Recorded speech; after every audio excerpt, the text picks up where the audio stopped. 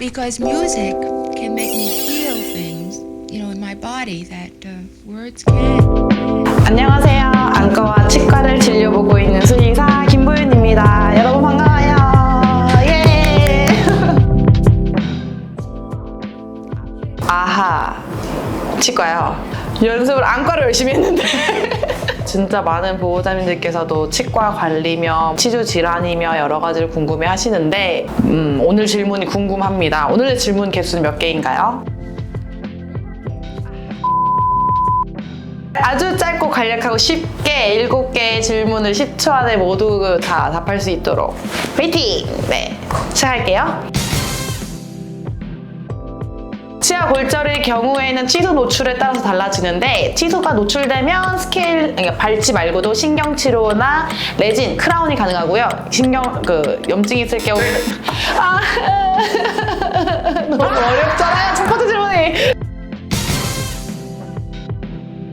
가금류 알러지 같은 경우는 가금류 단백질에 알러지가 있는 경우들이 대부분이기 때문에 치킨 향이 나는 거에서는 알러지 없을 거예요. 하지만 조심해야 돼요.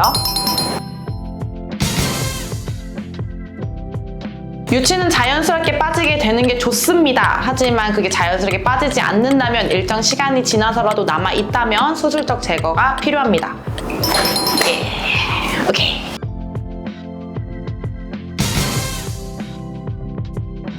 스케일링을 안 하게 되면 치석이 심하게 쌓이게 되고요. 그러한 치석 때문에 치주염이 심하고요. 치주염이 심하면 뿌리까지 치석이 침투해서 뿌리가 썩을 수 있습니다.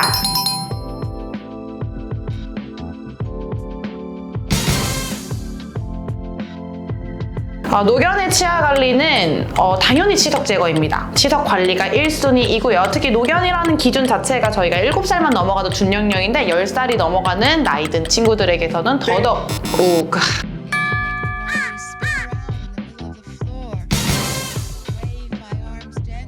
단연컨대 구강종양입니다. 왜냐하면 이제 구강종양은 강아지와 고양이에서는 대부분이 악성이 많아요. 그래서 수술을 할 때 매우 어렵습니다. 재발도 잘 되고. 이건 맞다 해야 된다.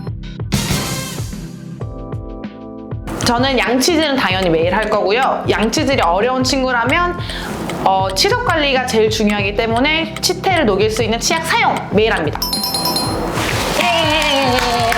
저 몇 개 성공했나요? 아니 첫 번째 질문은 솔직히 너무했어요. 그걸 어떻게 10초 만에 말해. 여러분 솔직히 이게 너무하지 않았어요? 그래도 5개나 기회를 얻었습니다. 네, 여러분 다음번에 더 잘해볼게요. 갑자기 치과 너무했어요. 첫 번째, 치아 골절에 대한 처치 방법들을 많이 궁금해 하시더라고요.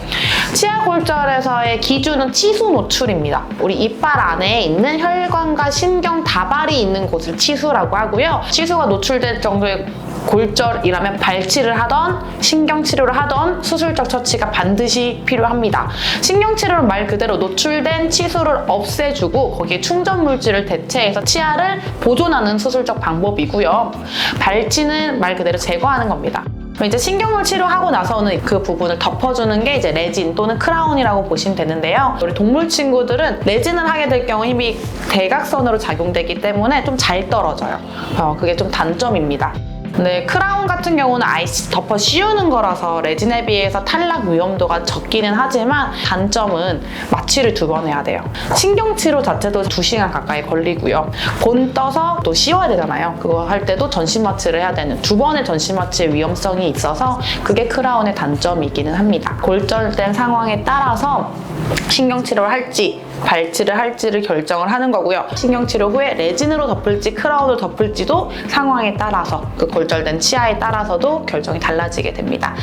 두 번째로 가금류 치아. 제가 완벽하게 말씀을 드리긴 했지만 그래도 조심해야 돼요 라고 끝냈잖아요. 그래서 오해하실까봐 추가적으로 설명을 드리는데 말 그대로 가금류 알러지, 닭 알러지 또는 오리 알러지 있다는 거는 그 단백질에 대한 알러지입니다. 닭고기 맛, 치아 이런 것들은 다 향이거든요.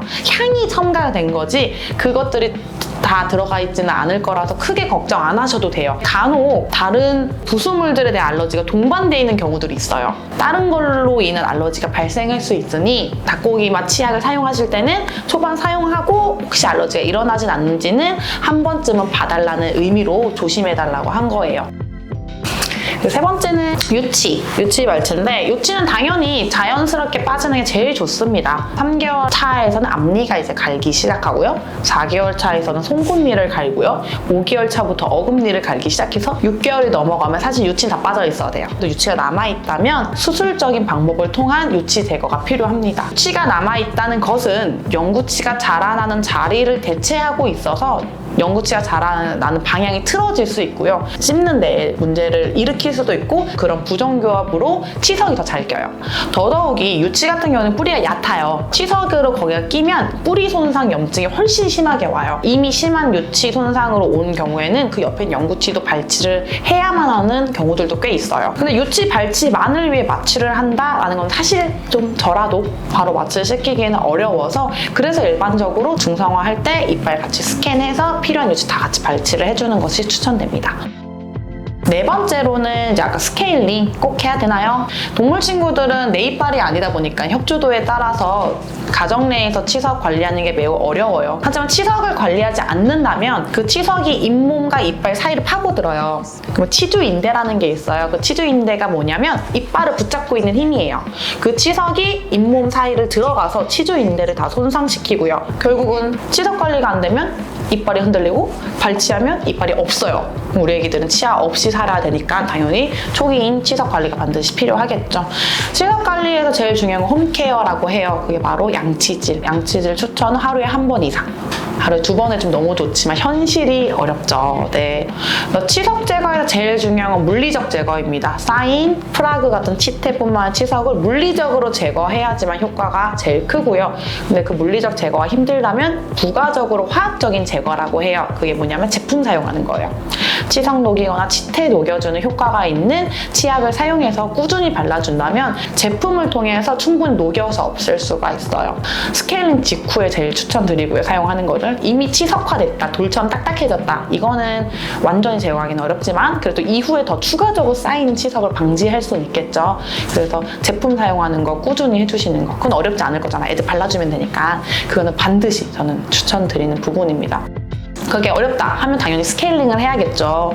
사람은 마취 안 하고 할 수 있지만 우리 동물 친구들은 무조건 전신 마취해야 돼요. 스케일링의 간격은 얼마나 해야 될까요? 라고도 질문이 들어오는데 스케일링이라는 행위에서는 1년에 한 번 똑같이 해주면 좋죠. 근데 1년에 한 번 전신 마취해서 스케일링 한다? 개인적으로 저는 추천드리진 않아요. 홈케어만 잘해서 잇몸 염증이 동반되지 않는다면 보통 4에서 5년 주기. 한 3, 4살 때 첫 스케일링 하고 7살, 8살 때 한 번 하고 그리고 10살 조금 넘었을 때 견생 또는 묘생의 마지막 스케일링이다 할 때 그래서 아이들의 삶에 있어서 3번 정도 스케일링으로만 관리가 된다 하면 정말 홈케어 너무 잘해주시는 분이고요. 1년에 한 번씩 또는 6개월에 한 번씩 구강 검진을 통해서 치석이 쌓여가는 속도, 치주염이 동반된 정도 이런 걸로 판단해서 시기를 결정하시면 됩니다.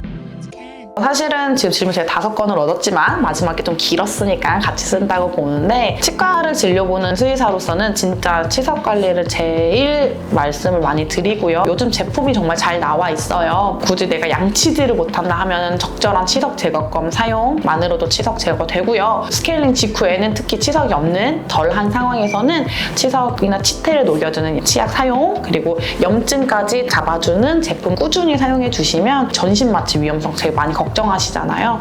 그런 거를 훨씬 줄여주면서 우리 아이들에게 죽을 때까지 튼튼한 치아 지켜주실 수 있을 거예요. 그리고 요즘 아이들 구강검진 되게 잘 받거든요. 1년에 한 번 정도 건강검진 하실 때 치아도 꼭 검진 받으시는 것을 추천드리고요.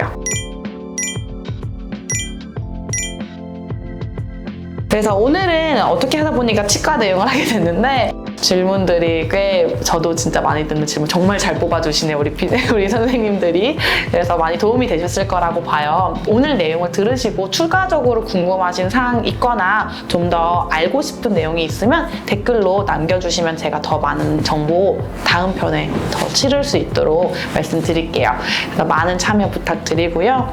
오늘도 좋아요, 구독, 알림 설정까지 해주시면 이렇게 좋은 정보, 재밌는 정보를 전달하실 때 알림 갈 수 있을 거예요.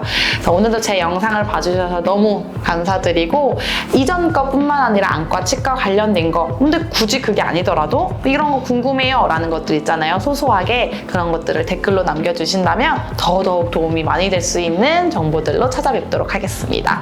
네, 오늘도 감사합니다. 여러분 안녕.